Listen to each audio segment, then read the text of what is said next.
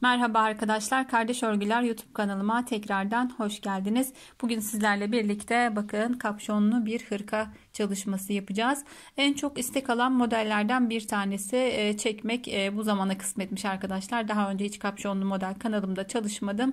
Takip ediyorsanız bilirsiniz ama gerçekten yani ilk defa da yapacak olsanız çok kolay bir anlatım ve çok kolay bir model olacak.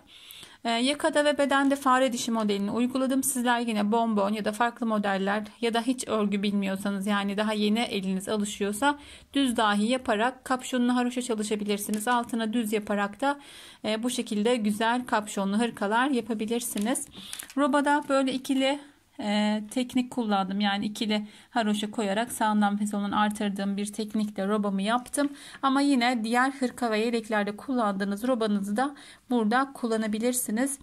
Yine tamamen fare dişi olan modeli de paylaşmıştık kanalımızda. Ama özellikle örgüye yeni başlıyorsanız eğer, fare dişi modeli arkada uygulanan bir model, kaydırmaya da çok müsait arkadaşlar. Her ne kadar çok kolay gibi olsa da artırmalarda sürekli takip gerektiren bir model, yani kaymaması için. O yüzden herkesin yapabilmesi açısından bu şekilde robayı düz tercih ederek altına fare dişi modeli uyguladım. Şimdi dilerseniz çok fazla uzatmadan hırkamızın yapımına geçelim. Evet, hırkamızın ön görünümünü izledik arkadaşlar. Hep birlikte yapımına geçelim. Şimdi malzemelerimiz yaklaşık 3 ip, yani 3 ipten biraz fazla da gittiği oluyor. İpin kalınlığına göre değişiklik gösterebiliyor. 250 metre 100 gram bir ipten 3-3,5 yumağa ihtiyacımız var öncelikle. Ben 16 diş aralıklarla iliklerimi açtım. Toplamda 5 iliğim var. Daha sık yapayım diyorsanız eğer, yani 13 sırada falan açtığınızda 6 ilik olacaktır toplamda. 6 ilik açmak isterseniz, daha sık yapmak isterseniz de o şekilde ilik aralarını ayarlayabilirsiniz. Ben bu hırkamı 3 numara şişle ördüm. Şimdi yapacağımı çok fazla tercih etmememe rağmen hırkalarda yumuşak doku daha güzel oluyor. O yüzden şimdi yapacağım ipi 3,5'la yapmayı tercih ettim. Şimdi başlangıcında şöyle kapşonumuzun başlangıcında farklı bir teknik kullanarak başlayacağım arkadaşlar. Hırkamız bittiğinde de neden o şekilde başladığımızı da sonunda görmüş olacaksınız. Ama tercih etmezseniz, yani normal bir dikiş yaparım kapşonda diyorsanız, normal başlama tekniğiyle de başlayabilirsiniz. Şimdi bir tığ ve şöyle bir artık ipe ihtiyacımız var. Şöyle kullanmadığınız, gereksiz ya da söktüğünüz bir ipi tercih edebilirsiniz. Bu bizim çok önemli değil. Sadece başlangıç ipimiz olacak. Tığ yardımıyla şimdi ilmeğimizi atalım. Şöyle öncelikle tığıma bir başlangıç yaptım. Daha önce farklı tekniklerde bu şekilde ilmek atmayı göstermiştim arkadaşlar. Birçoğumuz da zaten biliyordur. Bakın, tığım bu şekilde, ipimin üzerine aldım şişimi, bir tane zincir çekiyorum. Sonrasında ipimi yine arkaya aldım, bir tane daha çektim. Bu şekilde 95 ilmek atıyoruz şişimize. Yine ben bu sayıları veriyorum. Siz yine ipinizin kalınlığına, inceliğine, yapacağınız yaşlara göre kendiniz ayarlayabilirsiniz. Kapşonundan hırkamıza başlıyoruz bu şekilde. Bakın, ipimiz bizden tarafta, arkaya alıyoruz, bir tane zincir çekiyoruz, arkaya alıyoruz, bir tane zincir çekiyoruz. Bu bizim hırkamız bittiğinde robayı daha düzgün bitirebilmek, dikişsiz, yani iğneyle dikiş yapmayacağız, ilmekleri kapatarak bitireceğiz. O yüzden bu şekilde başlamayı tercih ediyorum. Ama hani tercih etmezseniz normal şişe 95 ilmek atarak da hırkamıza başlayabiliriz. Şimdi ben 95 ilmek olana kadar bu şekilde ilmek atmaya devam ediyorum. Evet, aynı teknikle 95 ilmeğimi şişime attım arkadaşlar. Şurada ilmeğimiz vardı. İp arasından geçirerek sökülmemesi için bunu sabitliyoruz. İpi buradan kesebilirsiniz. Bu bize ayak bağı olmasın örerken diyelim. Şimdi öreceğimiz ana ipimize geçiyoruz.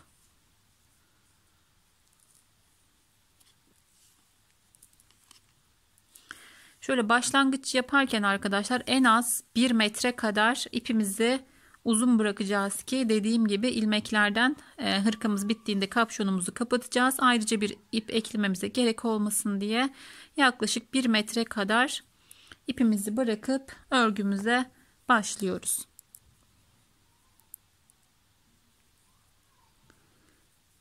Şöyle haroşa olduğu için kenardaki ilmeğimiz ters olarak başladım. Ben haroşamı ters örüyorum. Düz ören arkadaşlar düz olarak başlayabilirler. Öncelikle 7 ilmek haroşamızı örüyoruz.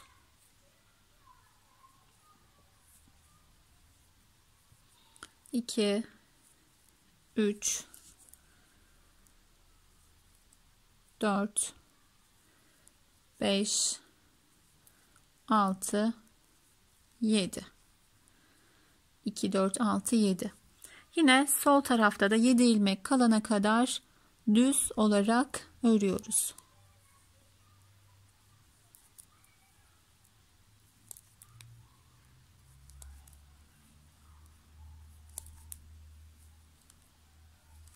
Şuradaki başlangıç biraz zor olabilir arkadaşlar başlarken. Ama kapattığımızda göreceksiniz hırkamız bittiğinde kapşonu kapatırken çok daha güzel, çok daha orijinal bir dikiş oluyor bu şekilde yaptığımızda.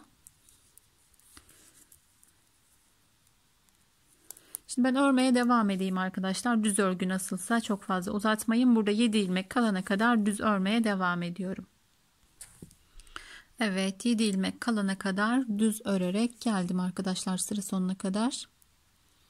Yine kenardaki 7 ilmeğimiz haroşa örgü. Ben ters ördüğüm için yine ters örmeye devam ediyorum. 1, 2,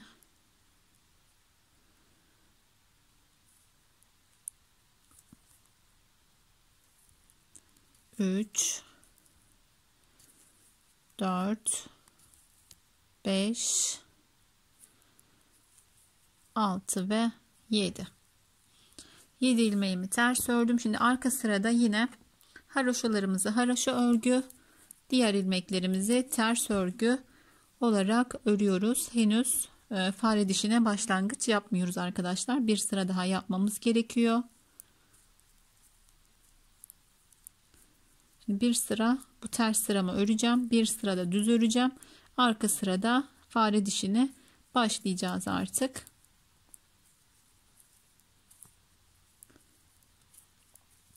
Videonun başında da söylediğim gibi gerçekten en kolay tariflerden bir tanesi.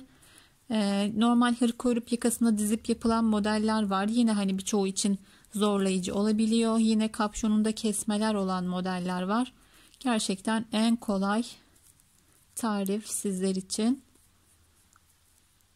Eğer daha önce yapmadıysanız ve gözünüzde büyüyorsa hemen kolaylıkla bu tarifle siz de kapşonlu hırkalar yapabilirsiniz. Eğer dışarı örgü yapıyorsanız yine çok tercih edilen örgülerden oluyor kapşonlu hırkalar.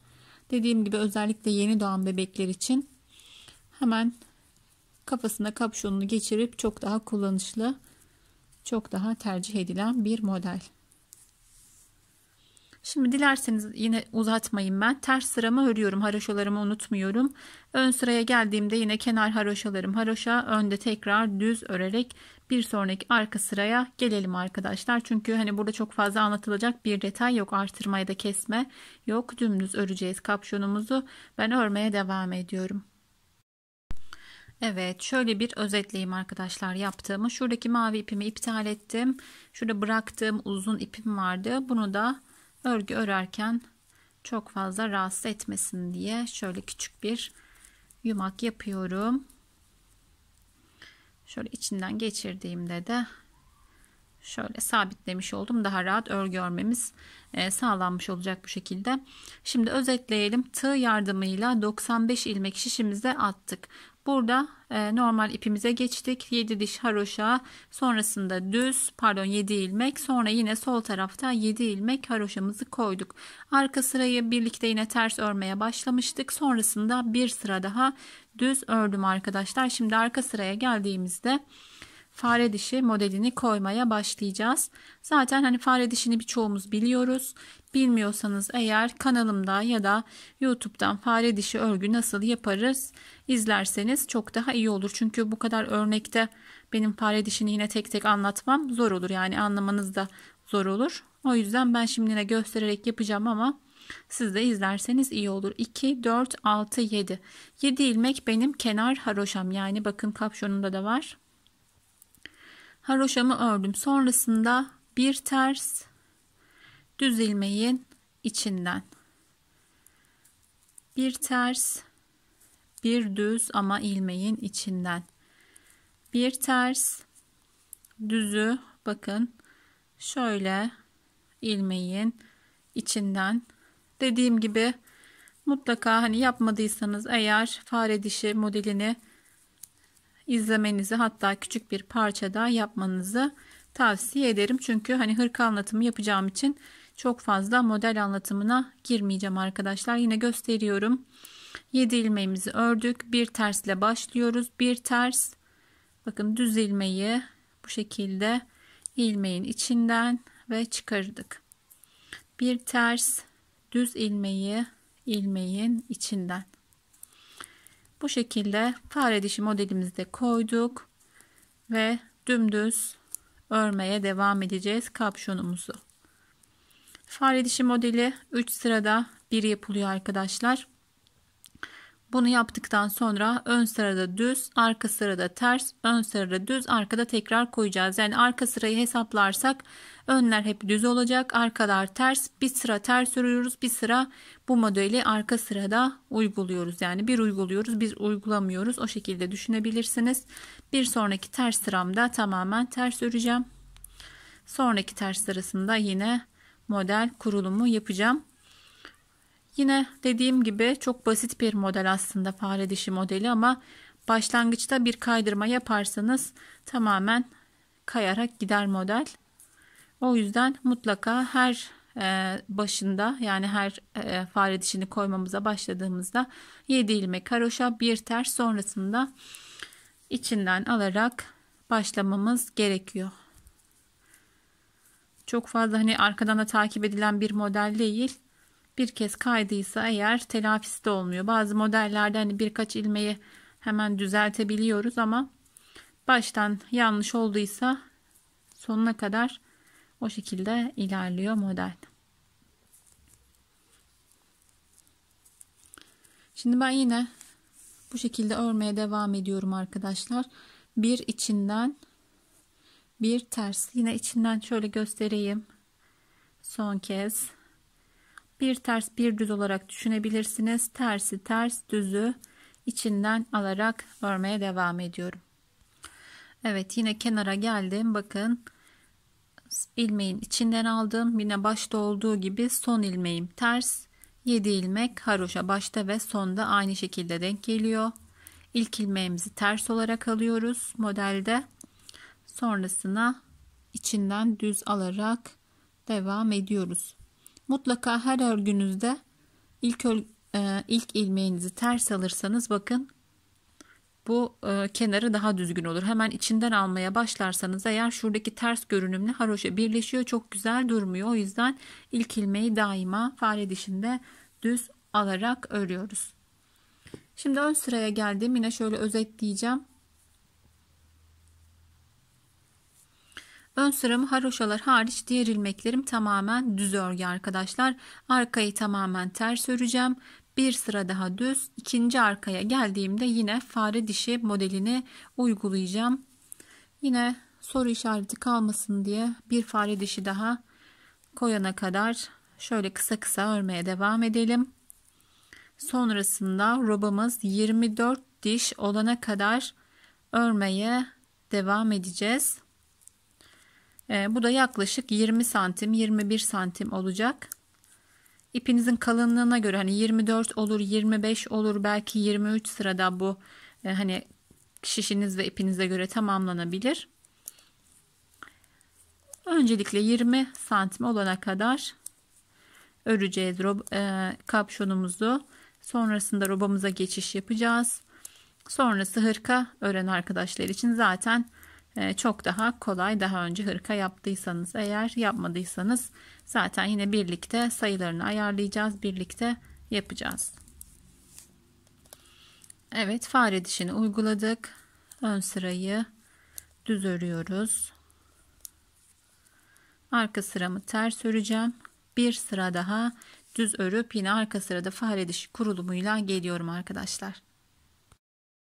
Evet, tekrar arka sıradayız ve fare dişini uygulayacağımız sıraya geldik. 3 sırada 1 yapıyoruz demiştim. Şöyle sayabilirsiniz de 1 2 3, bakın 3 sıra olduktan sonra yine arka sırada fare dişini uygulamaya geçiyoruz. Dediğim gibi bilen arkadaşlar zaten biliyorlar. Bilmeyenler de bazen videolarda hani çok hızlı geçmişsiniz, fare dişini anlatmamışsınız dedikleri videolar olmuştu. Yine şöyle anlaşılacak şekilde göstermeye çalışıyorum. 2 4 6 7 7 kenar patımı ördüm. Yine ilk ilmeğimi ters, sonraki ilmeğimi düz ve içinden olarak alıyorum ve uygulamaya başladım. Şimdi kaydırma yaparsak demiştim arkadaşlar, bir ters. Şimdi farz edelim ki 2 ters aldım ve burada bir tane kaydırma yaptım. Şöyle birkaç tane öreceğim ve göstereceğim. Arka sırada çünkü fark edemezsiniz bunu. Ön sıraya geldiğinizde bakın şöyle, burası sıralı, bakın burada karıştı. Yani şu düz olması gereken yere ters görüntü geldi. Bu şekilde kaydırdığınızda örgünüz baştan sona hatalı olur arkadaşlar. Şu arada bakın şu dişler kaymış şekilde ilerler. O yüzden mutlaka ilk ilmeğimizi pattan sonra ters alıyoruz. Sonrasında bir ters bir düz yaparsanız herhangi bir karışıklık olmayacaktır. Ben şimdi ilmeklerimi düzeltiyorum. Bu şekilde fare dişini uygulamaya devam ediyorum. Şöyle gelelim ön yüze. Dediğim gibi şimdi kapşonumuzu dümdüz öreceğiz arkadaşlar. 20 santim ya da 24 diş haroşa, pardon 24 diş böyle fare dişi olana kadar dümdüz kapşonumuzu örmeye devam edelim. Evet arkadaşlar, ben kapşonumu tamamladım. Yine rengimiz göstermiyor kendine. Dediğim gibi daha açık görünüyor. Çok tatlı bir rengimiz var. Bittiğinde Instagram sayfamda paylaştığımda tam rengini görebilirsiniz.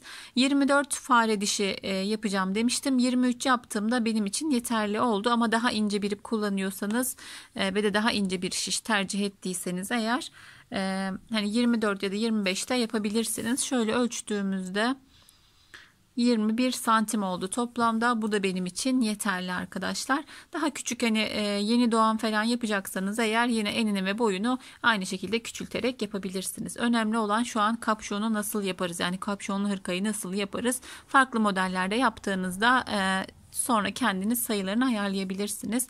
Şimdi kapşonumuz daha geniş ve rahat olsun diye hırkamızdan 10 ilmek büyük başlamıştık. Hırkamız yani robamız 85 olacak. Kapşonumuzu 95 ilmek başlamıştık. Şimdi fare dişini arkada kurdum. Önden de bir sıra gittiğimde bakın arkada boş gideceğimiz sıraya geldik. Yani bakın bu arka sırada ters örecektik. Bu ters öreceğimiz sırada bir sonraki sırada haroşaya geçeceğim için eksiltmelerimizi de yapacağız aynı anda. 7 ilmekte bir ilmek kestiğimizde tam denk gelecek sanırım, öyle ayarladım. İnşallah bir yanlışlık olmamıştır. Olursa da eksik ya da fazla olursa onu hemen ayarlarız. 2 4 6 7. 7 ilmekte bir tane kesiyorum. 1 2 3 4 5 6 7. Hemen 2 ilmeği birlikte alıyorum. 2 kez kestim. 1 2 3 4 5 6 7. Üçüncüyü kestim. 1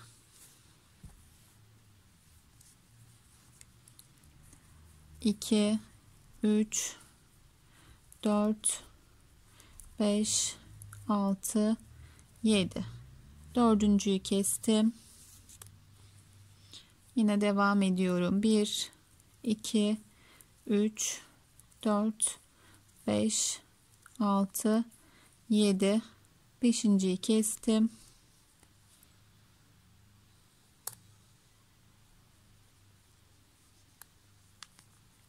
Birlikte bu sıramızı yapalım. Beşinciyi kestik. 1 2 3 4 5 6 7. Altıncıyı da kestim. 1 2 3 4 5 6 7. Yedinci ilmeğimi kestim. 1 2 3 4 5 6 7.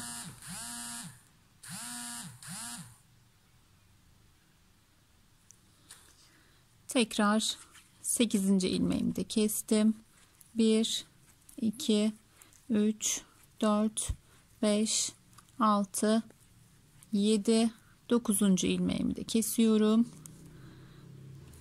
1 2 3 4 5 6 7. Son ilmeğimi de kestim ve 85 ilmeğe düşürdüm ilmek sayımı. Şimdi 3 diş ya da 4 diş haroşa örüyoruz arkadaşlar. Ben hırkalarda normalde 4 diş örüyorum ama burada 3 diş yeterli geliyor. 3 diş haroşamızı örelim, sonrasında ayrımlarımızı yapalım. 3 diş haroşamı da tamamladım. Dediğim gibi daha ince bir ip kullanıyorsanız yine 4 diş haroşanızı yapabilirsiniz. Şimdi ayrımlarımıza geçelim arkadaşlar. Bundan sonrası artık normal hırka örüyor gibi. Yani burayı saymazsak haroşamızı başladık. Şimdi ayrımlarımızı yapıp hırkamıza başlayacağız. 85 ilmeğe düşürmüştük. 16 ilmek önler, 25 ilmek arka, 10 ilmek de kollar. Aralarda yine ikişer ilmeğimiz var. Toplamda 85 ilmeği bu şekilde ayırıp örmeye başlayalım hep birlikte. Gerçekten kolay bir hırka. Videonun başında da söylemiştim. Daha önce hani buraya kadar geldiyseniz çok kolaymış. Hani daha önce neden örmemişim? Birçoğunuz diyeceksiniz. 7 kenar patımı ördüm. Sonrasında saymaya devam ediyorum. 8 9 10 11 12 13 14 15 16. Şunu da söyleyeyim, yeleklerde yaptığımız yaka düşürmeyi hırkalarda, hatta bu modelde hiç yapmıyoruz. Şöyle göstereyim. Yaka düşürme yaptığımızda kapşon bu şekilde aşağı çekme yapacak. Başımıza takıldığında da çok fazla gerdirir arkadaşlar. Yine iliğimizi de hemen açmıyoruz. Bakın 6 diş haroşadan, hatta 7 bile olabilir. Yine çok fazla kapattığımızda kapşonun kullanımı rahat olmuyor. O yüzden daha rahat olması açısından kapşonumuzu iliğimizi şöyle bakabilirsiniz. 6 diş haroşadan, 7 de olabilir bu. 6 diş haroşadan sonra açmayı unutmayalım. Henüz bakın iliğimi açmadım. Buradan sonra 6 diş daha sayacağım. Sonrasında ilk iliğimi açacağım. Diğer iliklerimin arası 16 diş arada bir olacak arkadaşlar. 2 4 6 8 10 12 14 16. Bir tane doluyorum. 2 ilmek haroşa örüyorum. Ben haroşamı ters örüyorum. Tekrar doladım. 1 2 3 4 5 6 7 8 9 10. Yine beden arasında 2 ilmek haroşam var. Hemen öncesinde artırdım. 1 2 ilmek haroşamı ördüm. Sonrasında artırdım. 1 2 3 4 5, 6, 7, 8, 9, 10, 11, 12, 13, 14, 15, 16, 17, 18, 19, 20, 21, 22, 23, 24, 25, 26. 26 ilmeğimi ördüm. Bir kez doladım. Yine 2 ilmek haroşa. Sonrasında yine doluyorum. 1, 10 ilmek konu öreceğim. 2, 3, 4, 5, 6, 7, 8, 9 ve 10. Yine bir kez doladım. 2 ilmek haroşamı ördüm. Ben ters örüyorum, kafanız karışmasın. Eğer düz örüyorsanız ön yüzde artışlarımızı yapıyoruz. Tüm ilmeklerimiz düz.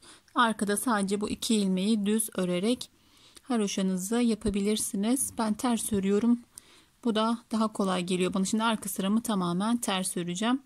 1, 2, 3, 4, 5, 6, 7,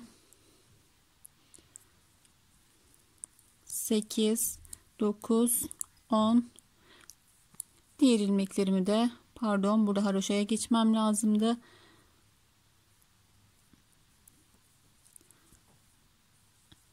2, 4, 6, 7. 7 ilmeğimi haroşa yaparak sıramı tamamlıyorum. Ayrımlarımızı yaptık. Tekrar vereyim ayrım sayılarını. Önler 16 ilmek, arka 25 ilmek, kollar 10 ilmek, aralarda 2'şer ilmek de beden araları var. Toplamda 85 ilmek olarak robamızı kurduk. Evet arkadaşlar, ayrımlarımızı yaptık. Anlatırken de küçük bir yanlışlık yapmışım. Kusura bakmayın. Arka 25 ilmek diye söylemiştim zaten. Ben yaparken 26 ilmek olarak saymışım. Önlerle karıştırdım sanırım 16 ilmek diye. Arkayı 25 yaptığımızda bir problem olmayacaktır. Yani burada sayınız eksik çıktıysa, benimle birlikte yaptıysanız eğer kusura bakmayın lütfen. Ama 25 ilmek yaparsanız bir problem olmayacaktır. Ben hem konuşup hem örmeye çalışırken orada dalgınlığıma gelmiş, 26 ilmek yapmışım. Ben de düzelttim. Şimdi ayrımlarımızı yaptıktan sonra yine robamız çok kolay. Hani kaydırma, herhangi bir değişiklik olmadan aynı şekilde örmeye devam edeceğiz. Ben şimdi bu sıramı da göstereceğim. 2, 4, 6, 7. 2 ilmeğimiz sabit olacak. Zaten görüyorsunuz, sağından ve solundan artacak. Şöyle yine bir başlangıç yapalım. Sonrasında robamız bitene kadar yine örmeye devam edeceğiz. Yaka düşürme de yapmadığım için hani her sırayı da anlatsam aynı işlemi yapacağız. Bakın 2 ilmek haroşamıza geldik. Bir tane doladım. 2 ilmeğimi ördüm. Artık sayı saymamıza gerek olmayacak. Doladım. Bir sonraki haroşama kadar örmeye devam ediyorum. En kolay robalardan bir tanesidir arkadaşlar. O yüzden bu şekilde yapmayı tercih ettim ben de. Herkes yapabilsin diye. Ayrımı yaptıktan sonra çok kolay. Hani kaydırmalı robalarda bazen yanılma payı yüksek oluyor ama burada aynı şekilde bakın 2 haroşama geldim. Bir tane doladım. 2 ilmek haroşamı ördüm. Sonrasında yine artırdım. Bakın artırdığım ilmeğim. Yine arkadaki ilmeklerimi örerek devam ediyorum robama. Roba artırma boyumuzda ben 20 tane yapmayı planlıyorum arkadaşlar. İpim kalın ve hem en hem boy atıyor. Eğer yine ince ipten yapıyorsanız eğer 21-22 artırma yapabilirsiniz. Hırkanın robası uzun olursa daha kullanışlı olur. Hani kaldırır 22'yi. 3 numarayla örüyorsanız eğer 22 artırmada yapabilirsiniz. Yine bu robayı benim yaptığım hırka yaklaşık 2 yaşa olacak. Daha büyük yapmak istiyorsanız aynı sayılarda başladınız. Mesela artırmayı 24'e kadar çıkarıp yine yeleğin boyunu da yaptığınız yaşı da bu şekilde büyütmek mümkün.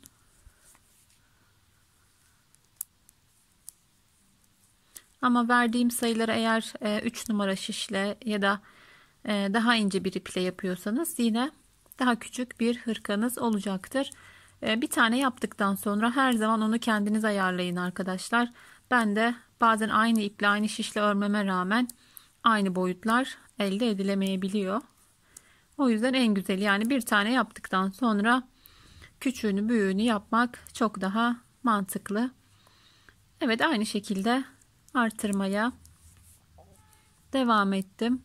Dediğim gibi ben ön yüzde haroşamı yaptığım için, ters yaptığım için daha doğrusu arka sıralarım tamamen ters örgü oluyor.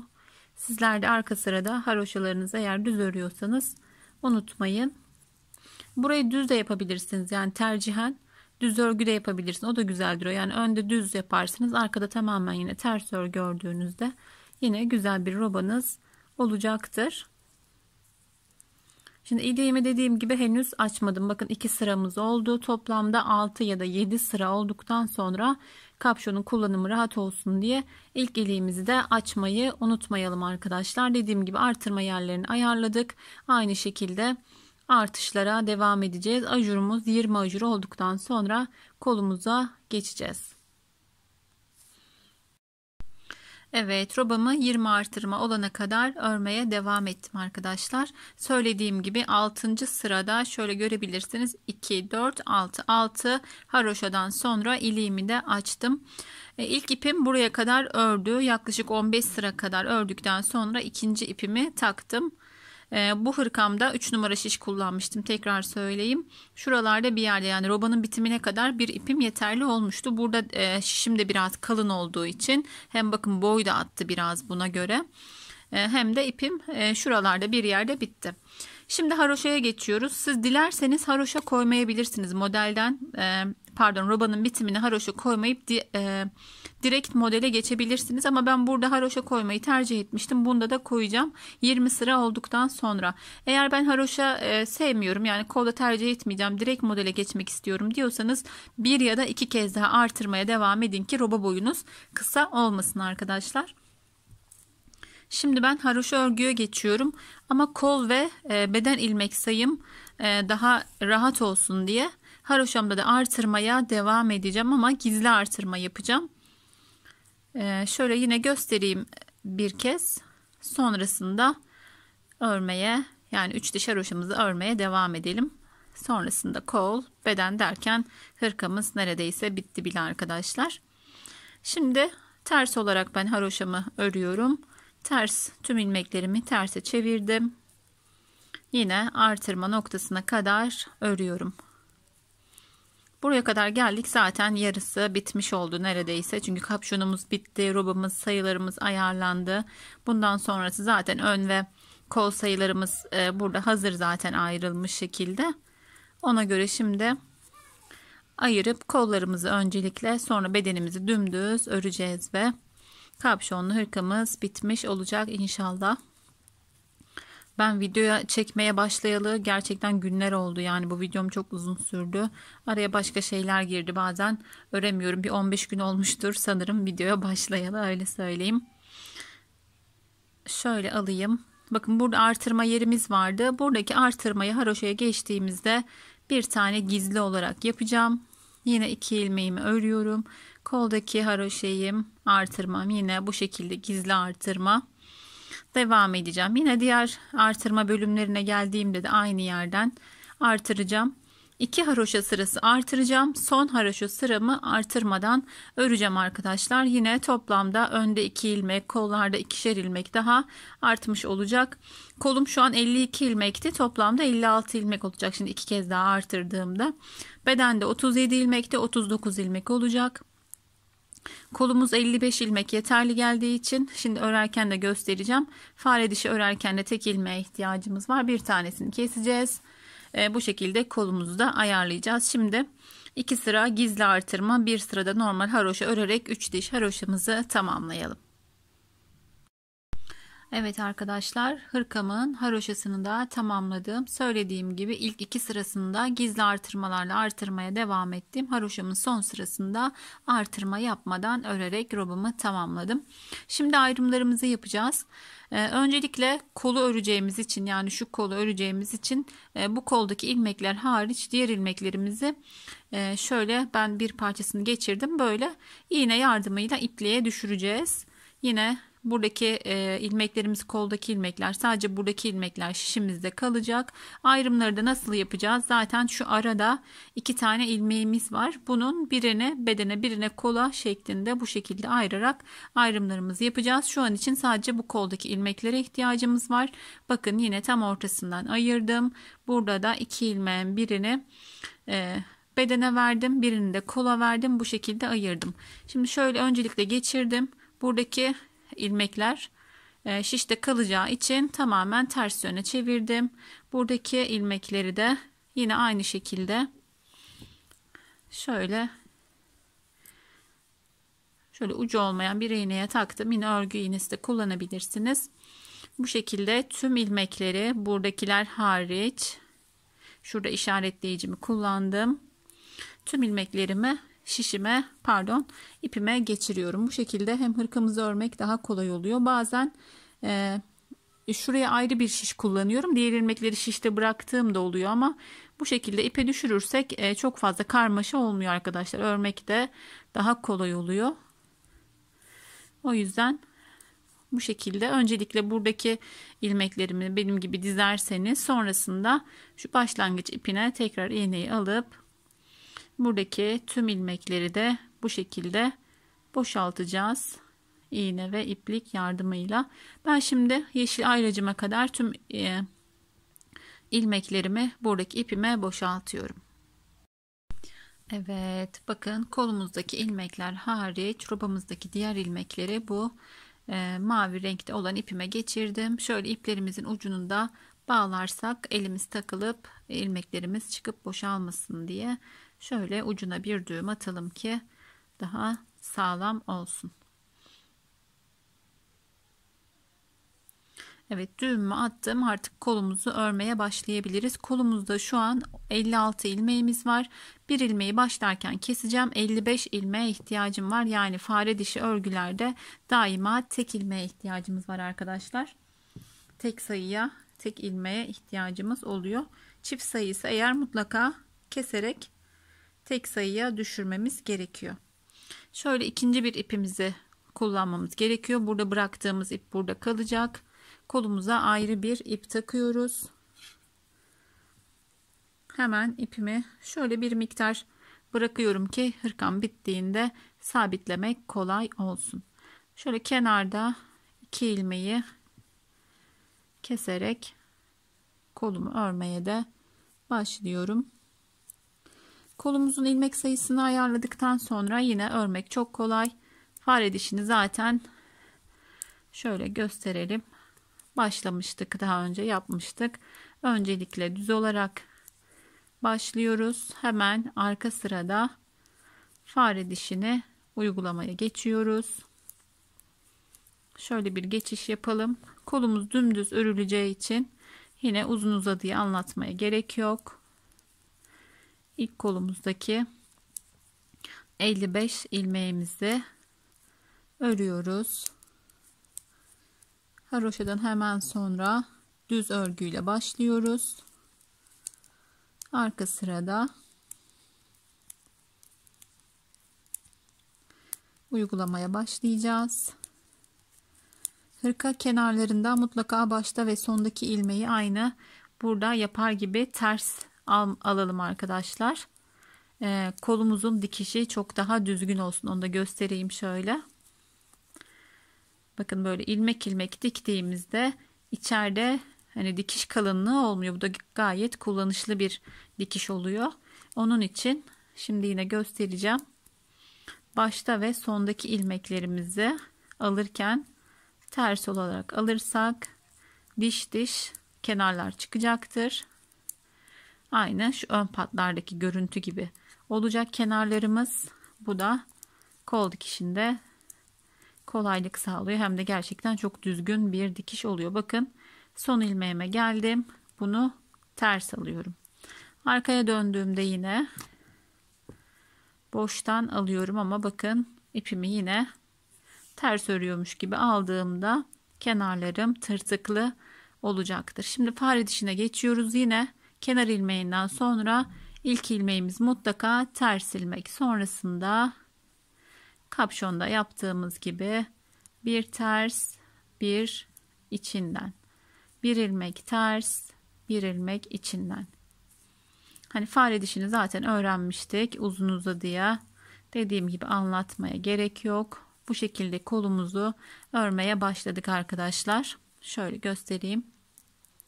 Kolumuz 22 ya da 23 diş haroşa olana kadar örmeye dümdüz devam edeceğiz. Herhangi bir kesinti olmayacak kolumuzda. Hırka ve yani mont gibi kullanış olduğundan böyle düz daha kullanışlı oluyor. Daralttığımızda giyip çıkarması da biraz zor oluyor. Böyle daha düzgün oluyor. Kol ucuna geldiğimizde yine küçük bir eksiltme yapacağız. Oraya kadar şimdilik örmeye devam edelim. 23 ya da 24 diş olduğunda tekrar kol ucunun kesimiyle birlikte olacağız. Evet arkadaşlar, kolumuz da tamamlandı sayılır. 56 ilmek kolumuzda vardı. Bir tane başlarken kesim yapmıştık. 55 ilmekle kola devam ettim. 22 ya da 23 diş olana kadar demiştim. 22 yeterli oldu arkadaşlar. Siz dilerseniz yine ipiniz ince ise eğer 23'te yapabilirsiniz. Kol boyunu yani fare dişlerini saydığımızda toplamda 22 fare dişi olduğunda kolu bitiriyoruz artık. Bakın fare dişini yaptım, bir sıra düz gittim. Şu an arkada boş gideceğimiz sıramız, yani fare dişi uygulayamayacağımız sıramız. Bu sırada manşet için bir miktar kesme işlemi yapacağız. Sonrasında haroşamızı örerek kolumuzu tamamlayacağız. Şöyle bir başlayalım. 1 2 3 ilmekte bir tane ilmeği kesiyoruz. Yani ikisini birlikte alıyoruz. 1 2 3 ilmek örüyoruz. İkisini birlikte alıyoruz ve 3 ilmekte bir ilmek eksiltmiş oluyoruz. 3 ilmek ördüm. Bir tane kestim. Evet, kesmiştim. 1 2 3 ilmek örüyorum. Bir miktar kesiyorum. Yani bir tane kesme işlemi yapıyorum. Kolumuzda hiç kesme yapmayacağımızı söylemiştim. Geniş durur diye düşünmeyin. Manşette kesme yaptığımızda yeterli oluyor. Kolucu bir miktar topluyor.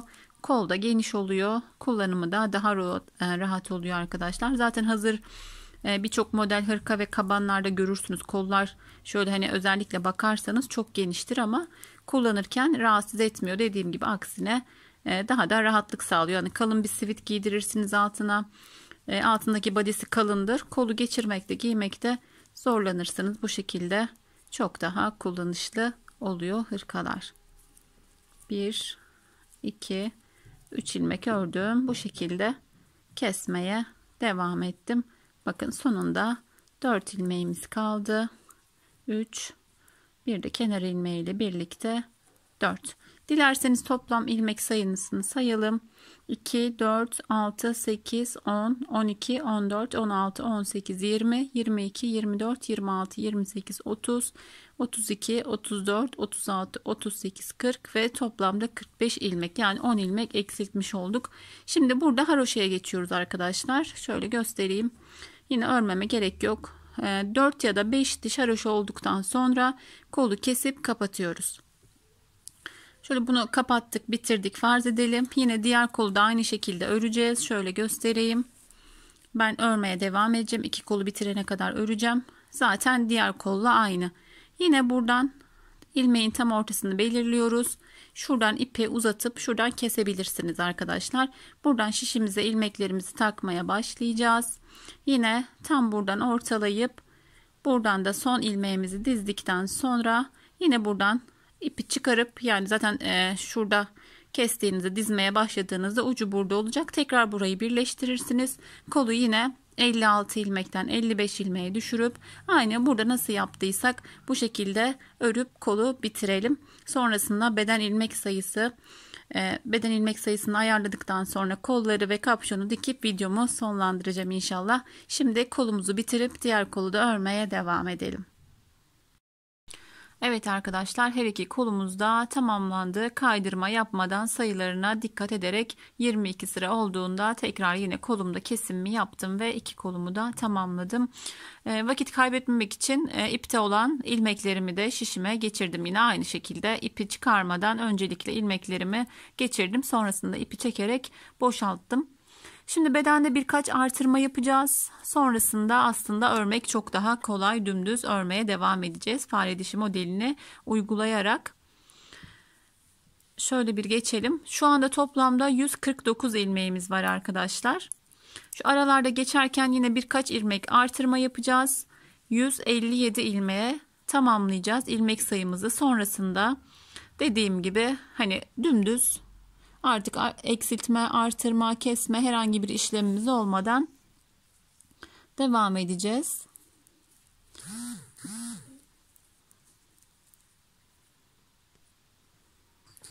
Şimdi örgümün ön sırasında olduğu için kenar patımı haroşa 2, 4, 6, 7 diğer ilmeklerimi düz örerek bedenime geçiş yapıyorum. Beden sayımızı da ayarladıktan sonra ben örmeye devam edeceğim. Hani bedeni de anlatmaya gerek yok. Sayılarını vereceğim. 25 diş, kollarda 22 yapmıştık. Bedeni 3 diş fazla yapacağız. 25 diş 16 sırada aralıklarla ileğimizi açarak bedenimizi örmeye devam edeceğiz. Ben şimdi bedenime geçiş yapacağım. Birkaç sıra öreceğim. Sonrasında kapşonu birleştirmeyi ve kol dikiminin bir tanesini gösterdikten sonra sizlere videomu yayınlayacağım. Ben hırkamı örmeye devam edeceğim. Yani bir hırka boyunu da anlatmaya zaten gerek yok. Hani çok uzun bir sıra öreceğiz. Bakın şimdi düz sıramızla başladık. Şöyle kol altına geldim. Buradan şöyle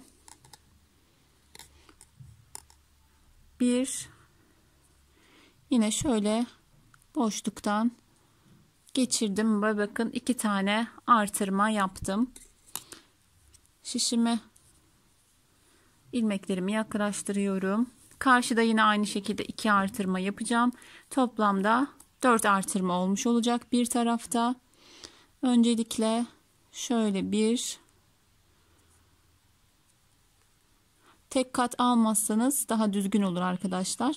Şöyle bir tane artırdım. İlmeğimi sıkıştırdım.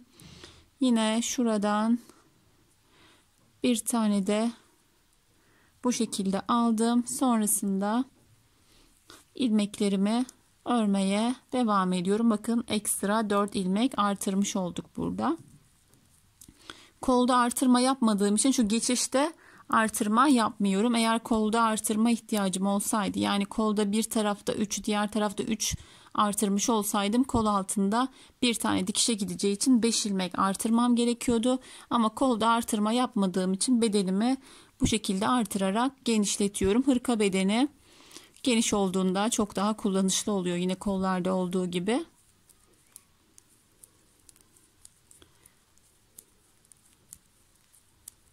Daha ince bir ipten örüyorsanız eğer yine artırmanızı birkaç ilmek daha fazla yapabilirsiniz.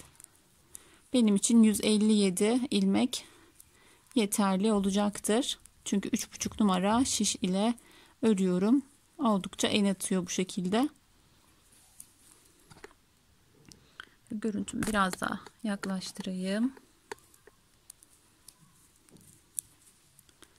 Kol artırmasını yapacağım. Arkadan da şöyle bir giriş yaptıktan sonra fare dişini de zaten öğrendik, kapşon ve kolu ördüğümüz için artık çok fazla uzatmaya gerek yok. Önemli kalan kol ve kol dikişi ve birleştirmeyi de gösterdikten sonra sizler de rahatlıkla yapabilirsiniz. Yine takıldığınız bir yer olursa ben, yani yorum bırakın, elimden geldiğince tüm yorumlara cevap vermeye çalışıyorum.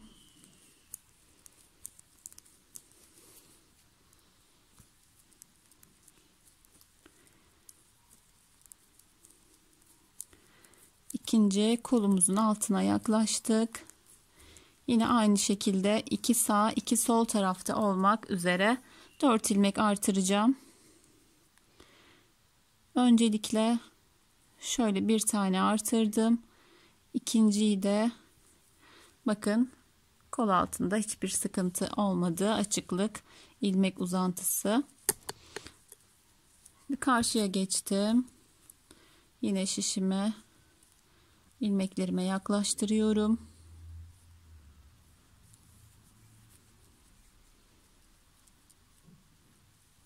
Evet, kol altındayız tam olarak. 2 tane buradan artırdım. Yine buradan da öncelikle bir ikinci ilmeği de bu şekilde artırdım. Çok uzamasın diye sıkıştırdım. Örmeye devam ediyoruz. Mutlaka saydığımızda şişimizde tek sayımız olması gerekiyor arkadaşlar. Bizim arka ilmek sayımız tek sayıydı. O yüzden ayrıca saymamıza gerek yok. Ama kontrol amaçlı, yani 157 ilmeğimiz var. 156 yaparsanız denk gelmeyecektir. Başta ve sonda dediğim gibi ters ilmek alarak başladığımız için bir tarafta ters bir tarafta düz gelmesin. Mutlaka aynı şekilde denk gelmesi için fare dişi yaparken tek sayı olmasına özen gösterin. Oldu ki denk gelmedi, aralarda bir tane ilmek artırarak bunu da denk getirmek mümkün. 2 4 6 8 ilmeğim kalmış. Son 7 ilmeğimi haroşa olarak yaptım.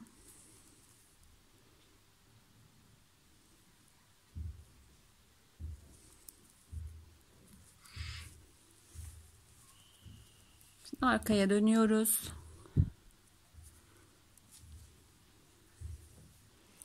Şöyle bir girişini yapacağım. 3 4 5 6 7 kenar patımı ördüm. Şimdi ilk olarak fare dişine dediğim gibi her zaman ters ilmekle başlıyoruz. Tersimi ördüm, sonrasında düz. Tersimi ördüm, düz. Tersimi ördüm, düz. Şimdi kol altında artırdığım ilmeklerim yeni artırdığım için şu içinden batma işlemini yapmamam gerekiyor arkadaşlar. Çünkü aksi takdirde ilmeğimiz düşer. Orayı şimdi nasıl geçiş yapacağımı göstereceğim. Hızlıca örüyorum. Hemen uyguladığımız için ya da hani burada uygulamayabilirsiniz. Bir sonraki sırasında da fare dişini uygulamanız mümkün. Ama ben hemen uyguladığım için göstereceğim. Şimdi orayı örmeden geçeceğim. Ters düz, ters düz, ters düz içinden, ters düzü içinden, ters düzü içinden, ters düzü içinden. Henüz gelmedim, son ilmeğim var, ters. Şimdi bunu düzü içinden yapamıyoruz çünkü artırdığımız için, ama saymaya devam ediyoruz. Düzü içinden ters, düzü içinden ters, düzü içinden ters. Normal ilmeğime geldim, devam ediyorum. Sonrasında bir sonraki sırada zaten burası yapılacak arkadaşlar. İlk sırada yapmadan bu şekilde geçiyoruz. Anladınız sanırım. Tekrar şöyle özetleyeyim. Ters içinden olarak örmeye devam ediyoruz. Şurada artırdığımız ilmekte işlem yapmamız mümkün değil, ama kaydırma olmasın diye ters içinden ters içinden ters içinden ters. Normal ilmeğe geldiğimizde nerede kaldıysak devam ederek bu şekilde geçişimizi yapıyoruz. Şimdi bu şekilde fare dişini bedende örmeye devam edelim. Ben de bir miktar örmeye devam edeceğim. Sonrasında koldaki birleştirmeyi yapacağız. Şöyle kenarları belirtmiştim, bakın böyle haroşa gibi dişli yapın diye. Diş diş dikeceğiz, güzel bir dikiş olacak. Sonrasında dediğim gibi yine kapşonu da birleştirip videomu sonlandıracağım. Az örmeye devam ettim. Bakın kolumun bir tanesini diktim, kol altını birleştirdim. oldukça kusursuz ve düzgün bir dikiş oldu. Şöyle içinde göstereyim. Şöyle bakıldığında dikiş gibi görünüyor ama şöyle tutulduğunda yani bütün örülmüş gibi arkadaşlar. Hiçbir dikiş kalınlığı oluşmuyor burada. Dediğim gibi bu da kullanışlı bir hale getiriyor örgülerde dikişleri. Şimdi diğer kolumuzu birlikte dikelim. Şöyle bir başlayalım. Birkaç tane diktikten sonra yine kol altına kadar dikmeye devam edeceğim. Son olarak da kapşon birleştirmesine en önemli. Daha önce yapmadıysanız hani dikişi belki kapşonu yaptıktan sonra hırkayı rahatlıkla yapabilirsiniz ama o teknikle birleştirme yapmadıysanız son nokta kapşon birleştirmesi de oldukça önemli.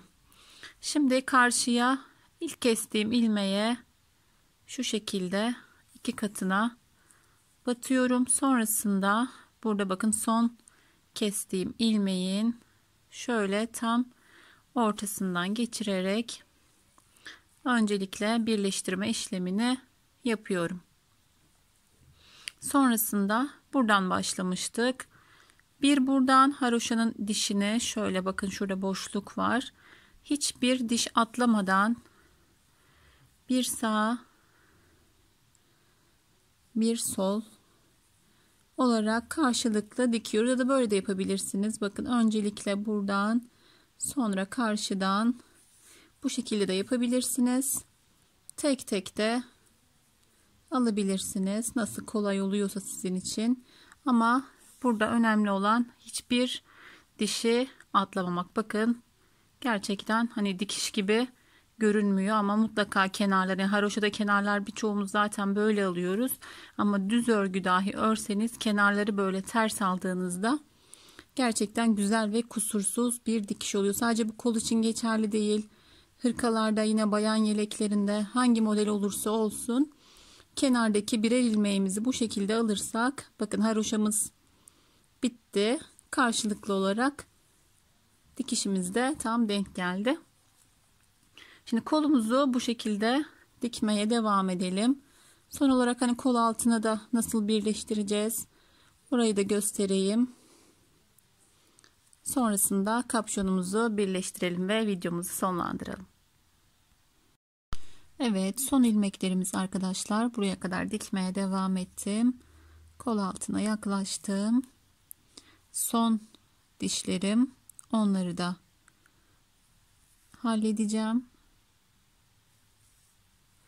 Burada başlangıç noktam olduğu için burada diş olarak görünmüyor ama şöyle geçirdim. Bakın şurada bir tane daha dikmem gereken dişim var. Şöyle geçirdim. Sonrasında iğnemi arkaya aldım. Şöyle bedende geçtiğimiz ip bakın burada biraz uzamış gibi görünüyor. Onu da hemen şöyle karşılıklı geçerek bakın bir geçişte bile kapandı. Gerçi karşılıklı geçirerek şöyle sabitleme işlemini de yapıyoruz. Başlarken demiştim hani ipimizi biraz bir miktar bırakalım diye. Yine bu ipte hani bitirdiğimizde şöyle ben ilk olarak düğüm atıyorum. Şöyle sağlam olsun diye. Sonrasında şöyle birkaç tığ yardımıyla yine yürütüyorum. Hani sağlam olsun diye, dikiş atmasın sonrasında diye. Sonra tığ yardımıyla geçirip iplerin ucunu buradan koparabiliriz ve temizleyebiliriz. Bakın kol altı oldukça düzgün bir görüntü oldu kol altında. Şimdi son olarak iplerin durumunu da göstereyim arkadaşlar aklıma gelmişken. Bu bizim bir tane ipi kola takmıştık. Koldan artan ipim. Bu da bedende yani kapşondan sonra robanın ortalarında bir yerde bitmişti. Sonrasında bağlamıştık.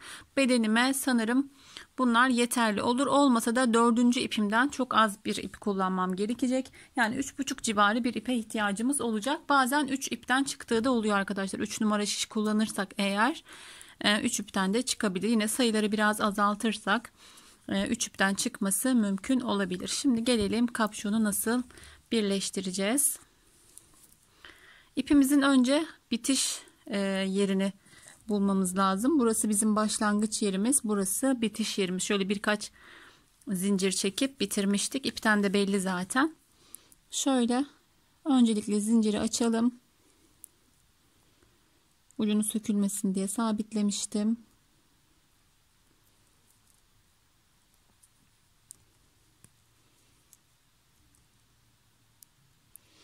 Burayı açtığımızda zaten zincir ile başladığımız için çok kolay olacak sökmesi. Bakın. Şöyle ilk ilmeğimizi dikkatlice açalım. Açtığımızda burada ilmekler oluşuyor.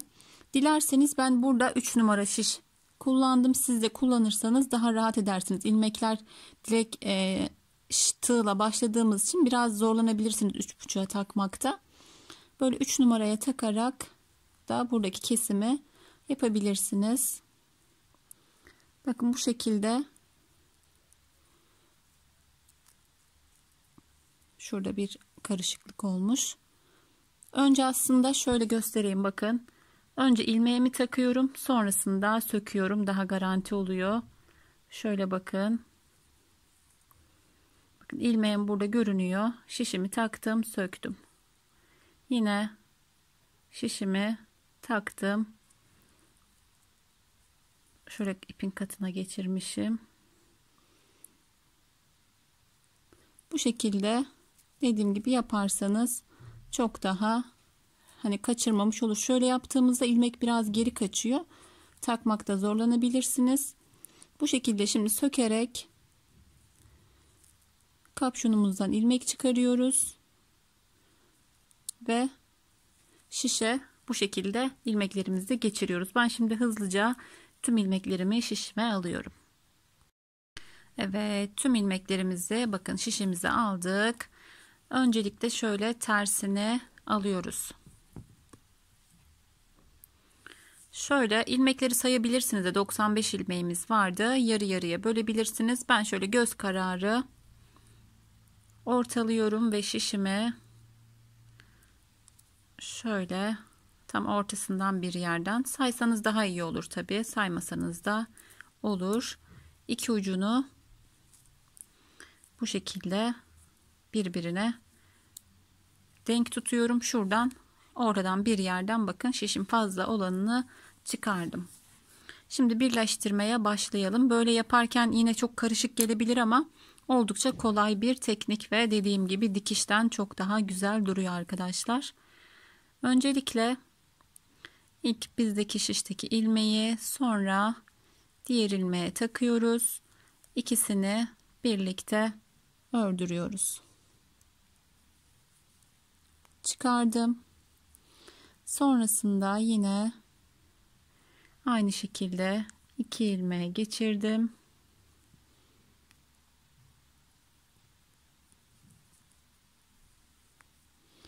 İlk ilmeği diğer ilmeğin üzerinden atlatıyorum. Buradaki ilmeklerin oldukça rahat olmasına dikkat edelim arkadaşlar. Kesimi yani birleştirmesi gergin olmasın. Öncelikle ilmeğimi ördüm, yani kapattım. Bakın kapattım. Sonrasında ilmeğimi diğer ilmeğin üzerinden atlatıyorum. Şöyle. Yani video yaparken daha çok zorlanıyor gibi görünüyorum ama zor değil arkadaşlar, öyle söyleyeyim. Hem anlatıp hem ekranda yapmak biraz daha zorlayıcı gibi görünüyor. Öncelikle 2 ilmeği ördürdüm. Şöyle dikkatlice çıkardım. Sonrasında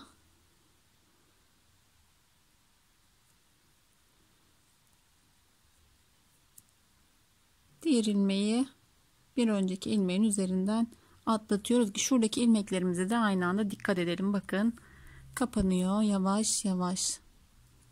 Şöyle bol bir kesim yapıyoruz. İlmeğimiz oldukça rahat.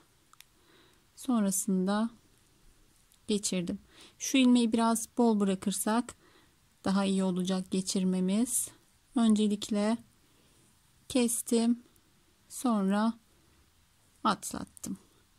Bakın eliniz alıştıkça sizler de çok rahat yapacaksınız. Geçirdim. Sonrasında hani bunu her şekilde yapabilirsiniz. Başka tığ yardımıyla nasıl kolayınıza gelirse. Ben elimdeki şişle yapmayı tercih ettim.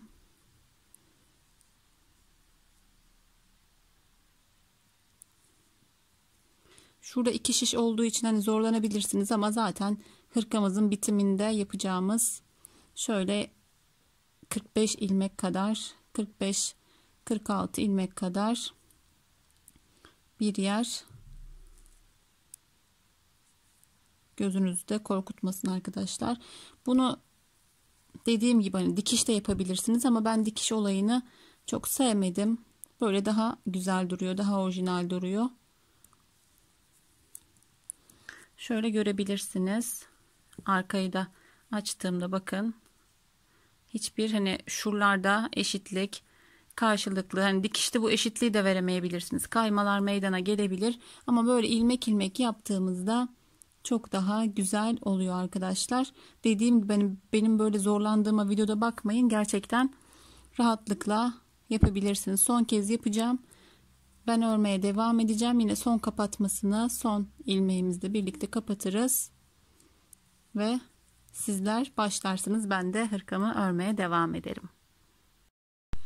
Bakın kesmeye devam ettim. Oldukça esnek bir kesim ve dikiş oldu arkadaşlar. Yine arkasını görebilirsiniz. Bakın gerçekten oldukça kusursuz bir görünüm oluyor. Şöyle özellikle örneklerin hani ilmek ilmek aldığımız için karşılıklı da denk geliyor.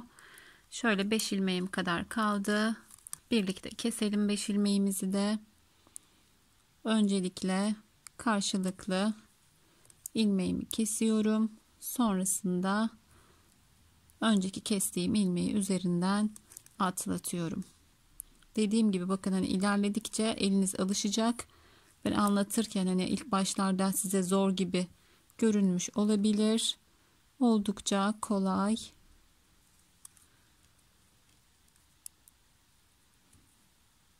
Tek ilmeğimiz vardı. Bir ilmeğimiz burada olduğu için tam denk geliyor son ilmekler karşılıklı. Son ilmeğimizi de atlatıyoruz. Diğerinin üzerinden. Şurada tam düğüm geldi arkadaşlar. Son ipim. Biraz az bırakmışım. Bakın tam buraya denk geldi. Ben şimdi ipimi kesip sabitleyeceğim. Şöyle bırakayım. Düğümü de atlatabilirsem. Neyse kalsın, çok sorun değil. Şöyle arkasını da çevireyim. Kapşonumuzu da görelim. Bakın gerçekten hani yapmaya değer. Kapşonu yine söyleyeyim. Şöyle ben 10 ilmek kadar büyük başladım ama böyle büyük yaptığımızda kapşon kullanılır oluyor arkadaşlar. Daha dar başlasaydım eğer, yani 85 ilmek başlasaydım, şöyle düşünürsek hani biraz daha dar oluyor. Kafanın yani çocuğun başının biraz yarısında gibi kalıyor. Böyle yaptığınızda gerçekten hani kapşonu da kullanılır şekilde oluyor. Dediğim gibi videonun başına da söylemiştim. Yanlış hatırlamıyorsam hırkayla aynı sayılarda başlayıp bitirip devam da edebilirsiniz. Benim gibi fazla başlayıp fazla ilmeğinizi haroşaya geçerken bitirip bu şekilde kapşonunuzu büyük de çalışabilirsiniz ama dediğim gibi böyle çok daha kullanışlı oluyor arkadaşlar. Evet, yeleğimi hırkamı baştan başladım. Şöyle isterseniz özetleyeyim. 95 ilmek başlamıştık. 24 ya da 25 diş yani 20 santim olana kadar kapşonumuzu ördük. İlmeğimizi 10 ilmek haroşaya geçerken eksilttik. Sonrasında ayrımlarımızla birlikte 16 ilmek önlerde, 25 ilmek arkada, 10 ilmek kollarda vardı. Roba ayrımlarımızı yaptık. Sonrasında yine burada 20 artırma olana kadar robamızı ördük. Ayrım yerleri zaten belliydi. 56 ilmek kolumuzda vardı. 1 ilmek eksilterek 55 ilmek şeklinde kollarımızı da 22 diş fare dişi olana kadar ördük. Sonrasında yine kolumuzda kesim yaparak kollarımızı tamamladık. Bedene geçtiğimizde ise kol altında 2'şer ilmek gizli olarak artırdık. Toplamda 157 ilmekle bedenimizi örmeye devam ediyoruz. 16 sırada bir ilik açmayı da yine unutmayalım. İlk iliğimizi 6 sıra sonra açmıştık ki kapattığımızda şöyle hani şuradan yaptığımızda kapşon gerdirme yapıyor. Böyle yaptığımızda kapşonun kullanımı daha rahat diye iliğimizi normal hırkalara bakarak biraz aşağıdan açtık. Kollarımızı diktik. Kapşonumun birleştirmesini de gösterdim arkadaşlar. Yine eksik anlattığımı düşündüğüm bir yer varsa hatırlatın, mutlaka yardımcı olurum. Ben şimdi bedenimi örmeye devam edeceğim. Bundan sonra anlatılacak hiçbir şey yok, yani çok fazla bir şey yok. İliğimi açarak son bakın şurada 3. iliğimi de açtım. İliklerimi açarak 25 diş olana kadar örmeye devam edeceğim. Siz yine hani şöyle koyduğunuzda eni boyu kendini belli ediyor arkadaşlar. 24 de yapabilirsiniz. Hani biraz uzun olsun istiyorsanız yine boyunu uzatmanız da mümkün. İstediğiniz boya geldiğinde 6 ya da 5 diş haroşa yaparak kapatıyorsunuz ve hırkanızı bitiriyorsunuz. Mavi olan görseli zaten Instagram sayfamdan daha önce paylaşmıştım. Bunun da bitmişini İnşallah Instagram sayfamda paylaşırım. Bitmişini de oradan görebilirsiniz. Evet arkadaşlar, kapşonlu bir model çalışması anlatmaya çalıştım. Eksiğim ya da hatalarım olduysa kusura bakmayın. Çünkü gerçekten günler aldı hani bu hırkayı tamamlamam, bitirmem. Bazen çok tekrar etmiş olabilirim. O yüzden kusura bakmayın. Yapacak olan herkese şimdiden kolay gelsin. Yeni bir model, yeni bir videoda görüşmek üzere. Allah'a emanet olun. Hoşça kalın.